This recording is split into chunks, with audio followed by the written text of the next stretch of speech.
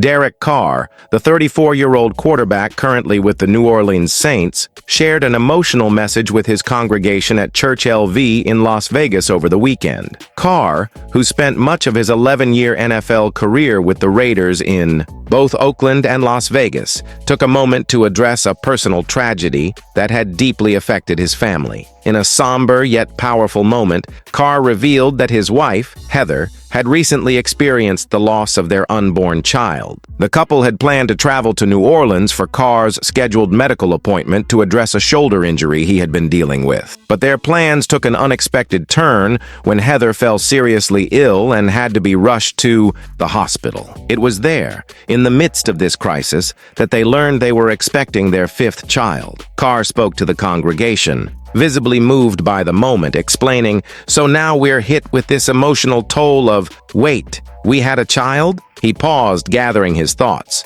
"We don't just have 4 kids, we have 5. One is in heaven now. We have 3 boys and a little girl, and we'll get to meet the other one when we get to heaven someday." The grief in his voice was palpable as he shared the painful reality his family had been facing. Yet in the midst of that grief, Carr shared a heartfelt message with the audience. "I say all that to say, let's be a people who don't judge, who don't point fingers, and who don't think the worst when you don't really know what people are going through." As emotional as his personal revelation was, Carr also took the opportunity to address some recent reports about his shoulder injury, which had made headlines. In particular, he took aim at ESPN and The Athletic after stories emerged, suggesting that his injury was somehow suspicious. These reports, according to Carr, added unnecessary pressure to an already challenging situation. "I hate that I have to say this, but I have to," Carr began. "Yes, I have a shoulder injury, despite what ESPN says,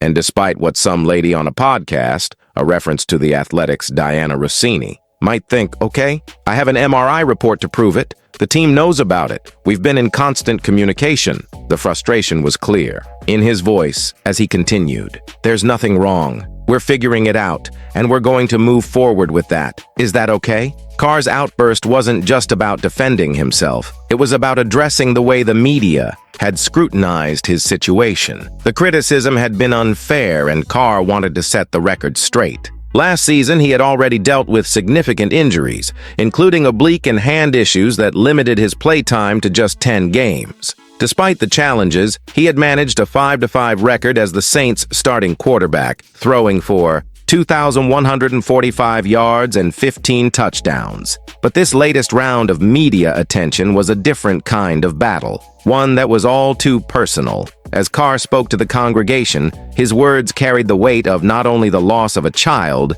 but the toll of media scrutiny and the emotional stress of dealing with injuries. He wasn't just a football player sharing an update on his health. He was a father, a husband, and a man who had just faced one of the hardest emotional challenges of his life. The tension of the moment was heavy, but Carr's message was clear. "We're going to keep going. We're going to stay strong, and we'll get through this together." His words resonated deeply with the crowd, a testament to the strength and resilience that had defined his career both on and off the field. Carr's words that day weren't just about defending himself or his family, but about the vulnerability that comes with being in the public eye. In a world where athletes are often seen as untouchable, invincible figures, Carr's openness about his personal loss and frustrations showed a different side, a side that's real, raw, and relatable. His admission that his family had been struggling in silence before this tragedy became public spoke volumes about the burden of carrying not just personal pain,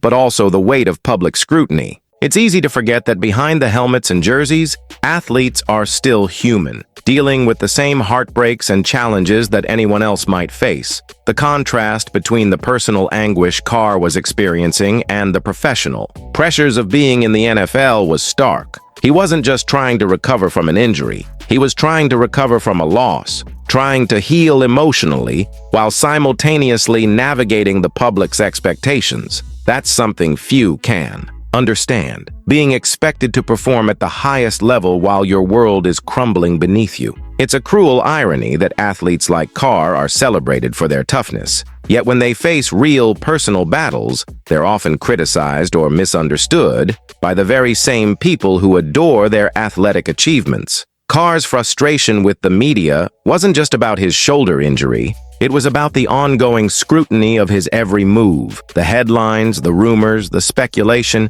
He had become a target in a way that many athletes face, but few are willing to speak out about. It's one thing to be talked about in the context of your performance on the field, but it's another to have your personal struggles exposed for the world to see and be picked apart by people who don't have all the facts. Carr's plea for understanding, for people to stop jumping to conclusions, resonated because it was a call for empathy in a world that often lacks it. At the end of his address, Carr didn't just walk away from the microphone. He left a message that would stick with everyone in that room long after he had finished speaking. His call for compassion wasn't just for his situation, but for all people facing hardship, especially those who live their lives in the public eye. We're all dealing with something, Carr reminded his congregation, his voice steady but filled with emotion. We don't always know what someone is going through, and that's why it's so important to give each other grace. It was a powerful reminder that the human experience, whether it's grief, injury, or public pressure,